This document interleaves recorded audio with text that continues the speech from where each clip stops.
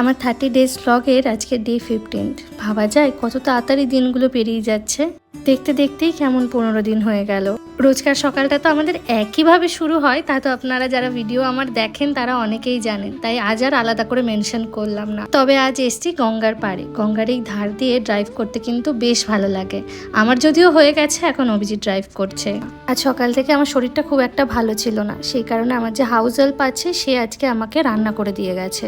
দুপুরে রান্না তো করাই আছে, তবে রাতের জন্য একটু ভিন্ডি কি সবজি ও বানিয়ে দিয়ে গেছে।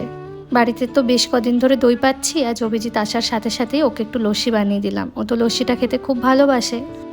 রুড়কিতে সব থেকে পপুলার মিষ্টির দোকান হচ্ছে প্রকাশ, আর ওখান থেকেই অভিজিৎ আসার সময় আজকে কচুরি নিয়ে এসেছিল।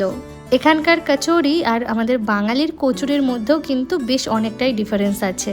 আজ রাতে অভিজিৎ এবং আরও বেশ কিছু ফ্যাকাল্টিজরা মিলে বাইরে ডিনার করছে।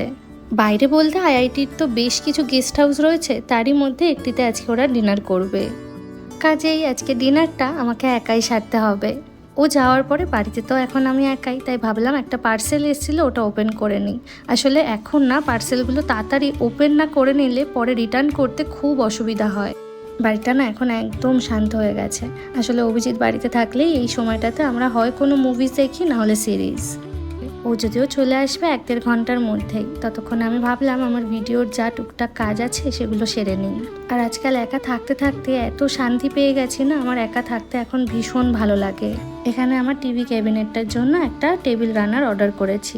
আসলে এত ধুলো পড়ে না এখানে, রোজ পরিষ্কার করে করে আর পারা যায় না। আর গাঢ় রঙের ওপরে ধুলো পড়লে সেটাকে দেখতে কিন্তু একদম ভালো লাগে না। রানারটার কোয়ালিটিও কিন্তু বেশ ভালো এসছে। কি ভালো লাগছে না এখন জায়গাটি দেখতে। অ্যামাজন থেকে এই যে টেবিল ল্যাম্পটা কিনেছিলাম না, এটার কোয়ালিটিটা বেস্ট এসছে।